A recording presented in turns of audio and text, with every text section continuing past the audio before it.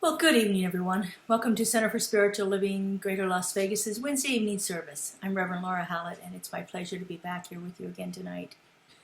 This month, we are looking at the idea of wholeness, and so we're looking at some of the spiritual principles and practices that we can use to begin to experience more wholeness in our lives. Tonight, my talk title is Solitude and Silence. These are two of the most powerful practices that we can really begin to engage in to actually begin to have a greater sense of wholeness and what wholeness means for us. Our founder, Ernest Holmes, says that we are the microcosm of the universal wholeness. The universe is complete in itself. The divine spirit, the God, the whatever you want to call it, that creative intelligence that has brought everything into existence is complete and whole. And we know that we are one with that wholeness, one with that divine impulse of creation that is bringing everything into existence all of the time. And so as we begin to explore what this means for us in a real and personal way, we begin to get a greater sense of that whole universal wholeness that is out there, that is totally and completely represented inside of each one of us. And so to experience wholeness, we can use a variety of practices. There are practices like meditation, things like a walking meditation, or simply a breathing meditation. And there are thousands of kinds of meditations out there, none any better than the others. It's just finding the one that really works for each one of us individually. And we offer classes here at Center for Spiritual Living that actually explore many different types of meditation. Our practitioners do a meditation every Sunday morning. Generally, it's a guided meditation because it's part of our Sunday service. But these are meditations that will actually begin to help you get a greater sense of who we are internally. Meditation is all about finding a way to quiet the chatter so that we can actually reveal our true self. And our true self is where our wholeness resides. That's where we actually begin to sense and feel it. When we are feeling like we are in alignment with who we came here to be, then we get a greater sense of wholeness in our lives. We can also do practices like contemplation, where we take an idea into our soul and see what comes forth as we ponder it. Oftentimes we do contemplative meditation with an affirmation or even a passage from some spiritual writing or a spiritual text, and take that into our silence and see what is revealed to us.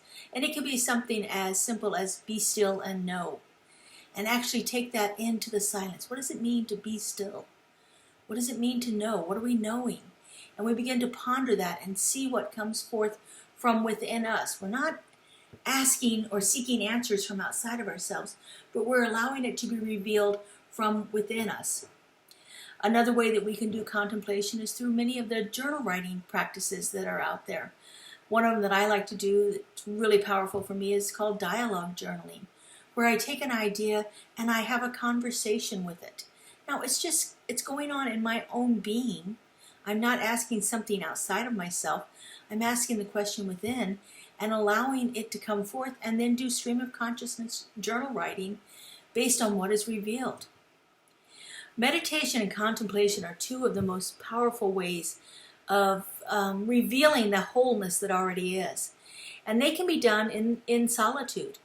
The word solitude comes from the Middle English, and it means the state of being alone. And oftentimes we think of solitude as a negative idea because we're very much a communal being. We like to be in groups of other places with other people. And so oftentimes when we think of solitude, we get the idea that this is loneliness or desolation or, something that we want to avoid at all costs.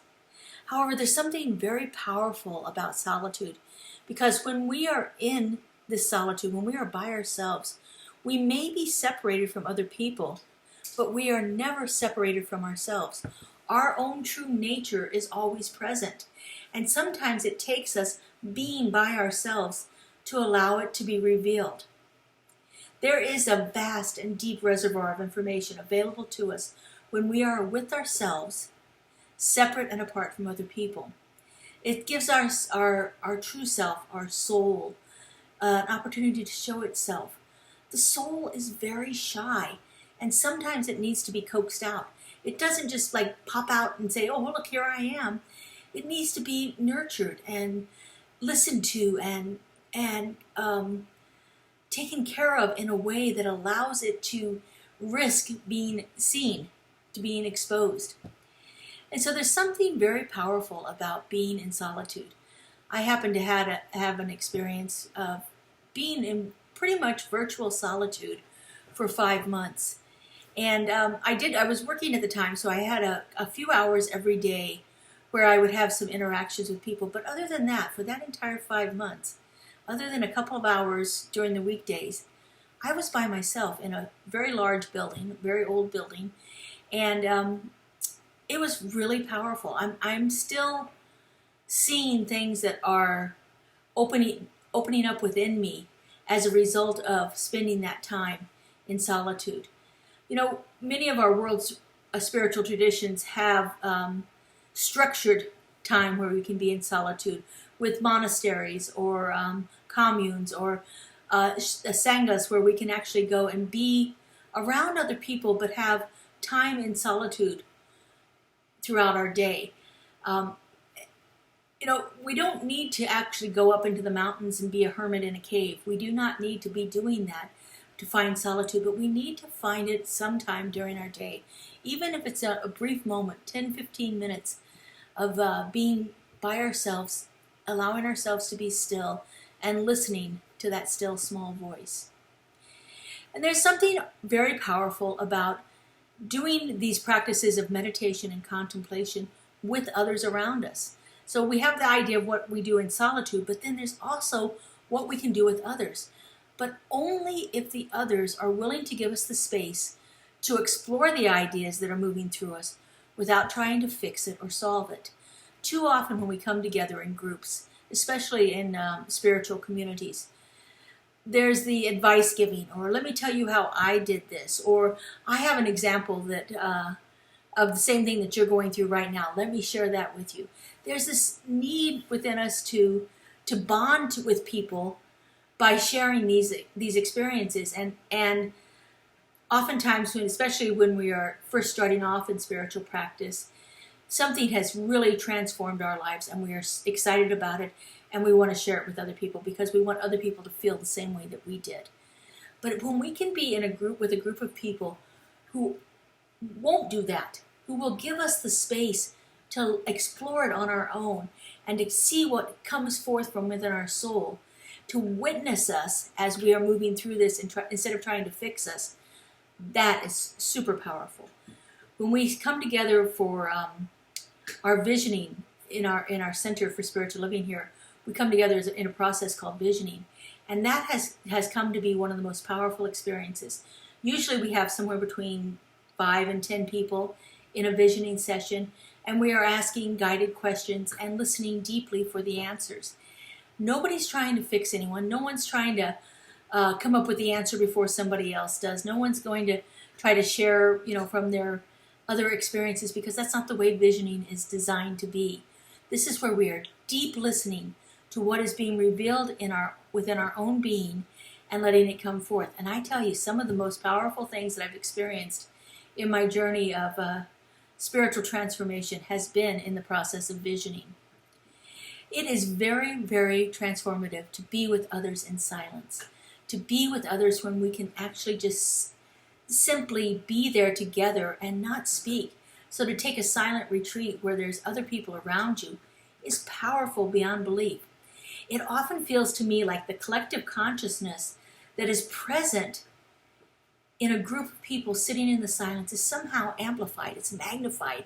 It becomes more of what it could possibly be, because we are all there tuning in to spirit at the same time. This is what we get from that passage in the Bible where 2 or more are gathered. There I am in the midst of thee. When people come together, like-mindedness with high consciousness, there is a energy that is generated that is multiplied through each one of the individual consciousnesses and becomes more than it could ever possibly be with just one person involved in it. As we come together with that same focused goal of listening to our souls, listening to that small voice within us, listening to what is wanting to be revealed through us, then everything becomes so much clearer. And when we hear the things that come through, they seem to be so much more true than what what one person coming through with. It's just, you hear one person come up with an idea, and then you hear another person come up with an idea that may not be exactly the same, but it is the same feeling or the same sensation of it. And then another person comes up with an idea that has the same feeling. Then you know you're really onto something, because this one thing could be coming up through me, through my ego mind, not necessarily through my soul. It may be through my soul. Wouldn't necessarily know, except for the feeling of it.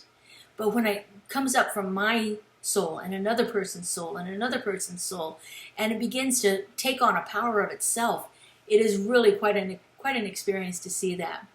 So our souls need a safe, supportive environment where they can feel secure enough to show themselves. And when we come together in a community of like-minded people for that purpose of revealing our souls, listening deeply, and revealing what is coming forth inside of us, it's so powerful. But these spaces that are designed to welcome our soul and support our inner journey, they're rare. They've been around for thousands of years, but the opportunities to implement them only happen deep within some of the greatest wisdom traditions of the world. As I said, we can find sacred sanghas where people come together to support each other. There are communes and there are monasteries and so forth where people are actually coming together so that they can feel this. So this idea of being in sacred community is a very powerful thing, and like I said, it can create for us a feeling of safety that allows our shy souls to come forth. That's a mouthful. When we feel safe enough, then our souls will come forth. Now, it can happen individually, and it can happen in large groups, and oftentimes it happens with a special one-on-one relationship.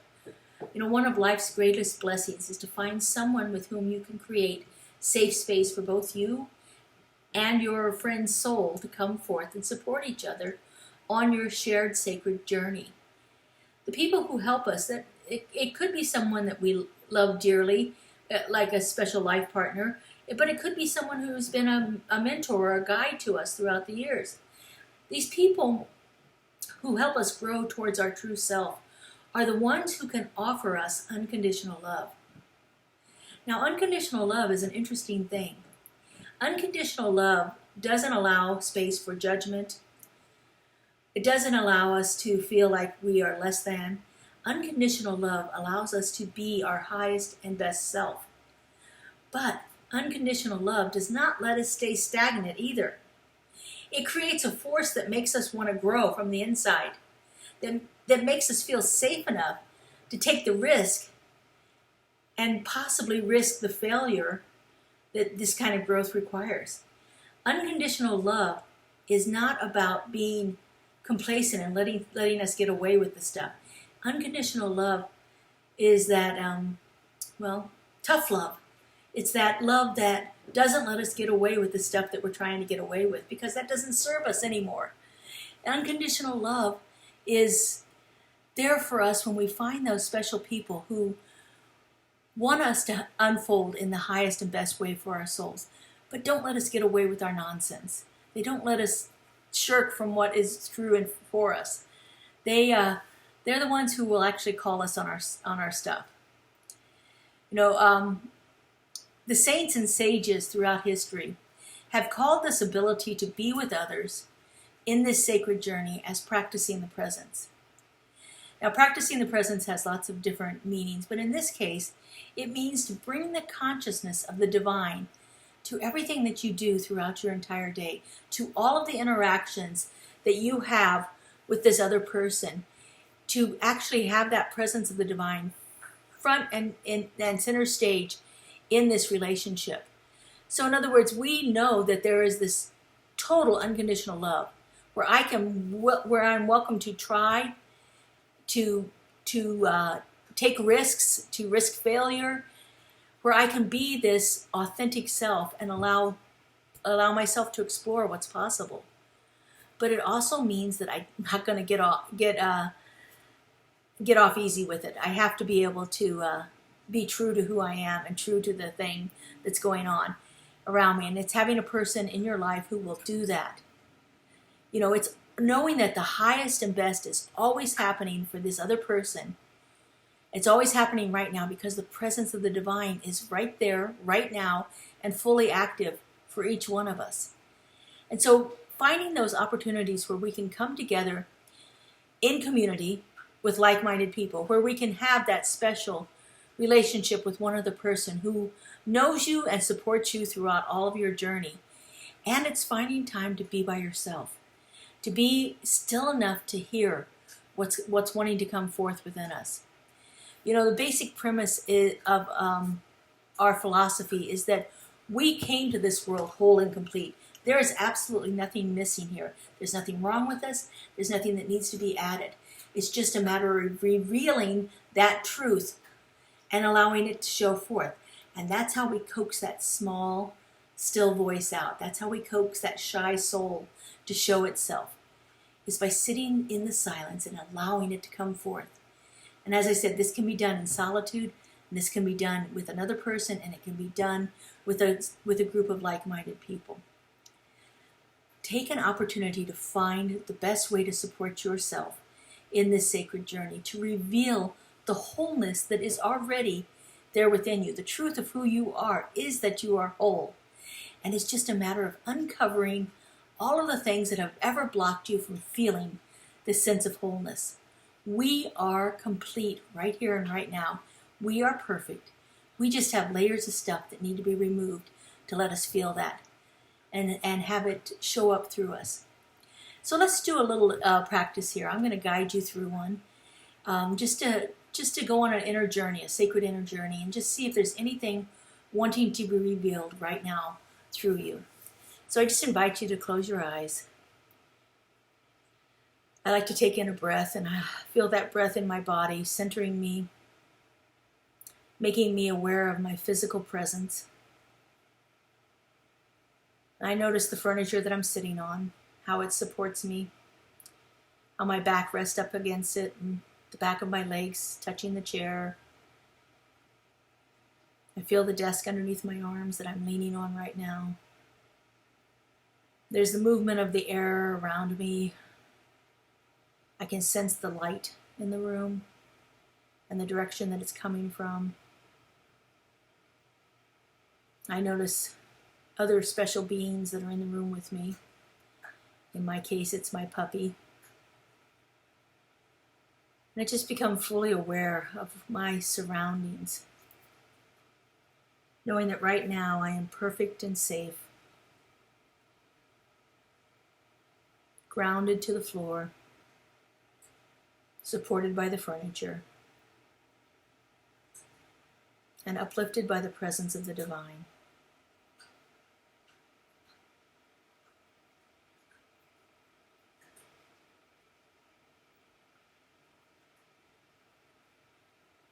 And so feeling this sense of well-being, I simply ask myself, what is wanting to be revealed as my true self right now? And then I listen.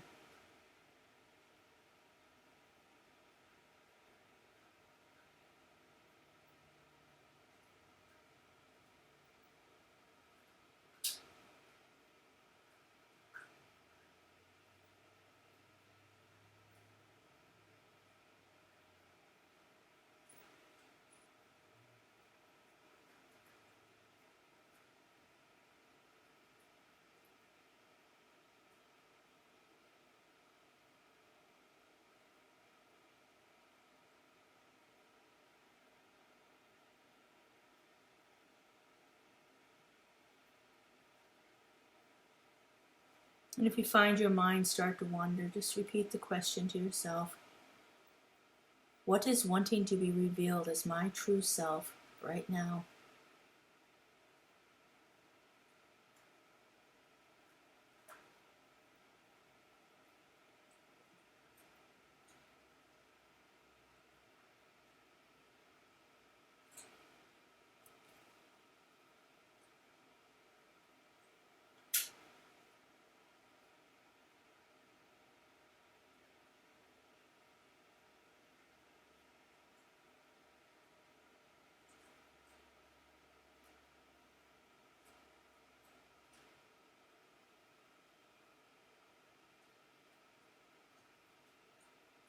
What do I need to release in order for this aspect of my true self to come forth? What needs to be released?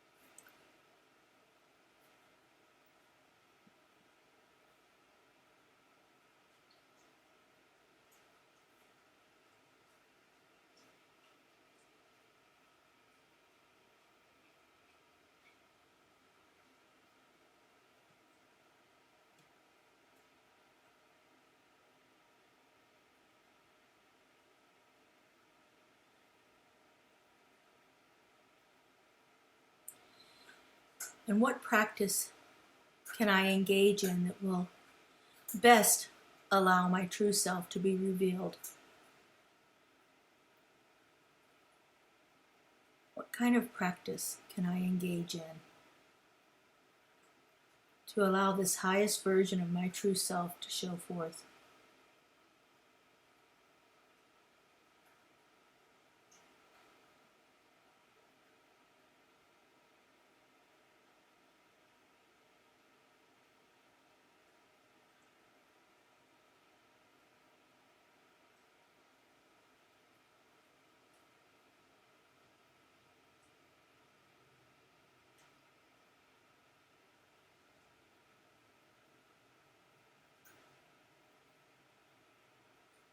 And so just taking another conscious breath. Feel it moving through your body. And again, notice the room around you, the furniture, the light, the movement of the air. And when you're ready, just go ahead and open your eyes.